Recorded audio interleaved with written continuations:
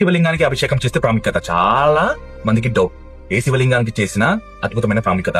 అన్నిటికన్నా ఎక్కువ ఫలితాలు ఇచ్చేది స్ఫటిక శివలింగం. మీరు గుర్తుపెట్టుకోండి, స్ఫటిక శివలింగం శివుడి యొక్క ఆకార స్వరూపం, అందమైన స్వరూపం, తెల్లని రూపం, అంత జ్యోతి స్వరూప స్ఫటికలింగం. ఆ స్ఫటిక శివలింగానికి నువ్వు అభిషేకం చేసేటప్పుడు నీకు వచ్చే భావన ఎలా కలగాలంటే, పాతాళం నుంచి ఆకాశం వరకు ఆ స్ఫటిక జ్యోతి రూపంలో వెలుగుని ప్రసాదించే తన తలపై పూర్ణచంద్రుణ్ణి అమృత కిరణాలతో వెలిగే పరమశివుణ్ణి నువ్వు అభిషేకం చేస్తున్నావు అనే భావన నీలో కలగాలి. అంటే స్ఫటిక శివలింగానికి ఉన్న గొప్ప ప్రాధాన్యత, ప్రాముఖ్యత అంత గొప్పది.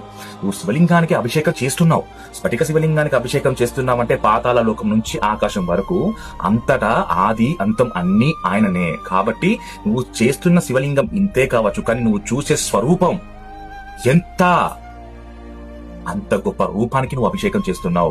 అందుకే స్ఫటిక శివలింగానికి చాలా గొప్ప ప్రాముఖ్యత ఉంటుంది. స్ఫటిక శివలింగానికి అభిషేకం చేస్తూ నీ భావన ఇలా కలిగితే నీకు మోక్షానికి చాలా దగ్గరగా ఉన్నావని అర్థం. పరమశివుడి యొక్క ఆశీస్సులు నీకు ఎంతో గొప్పగా ఉంటాయని అర్థం. హర హర మహాదేవ శంభో శంకర శివ కేశవాయ నమః.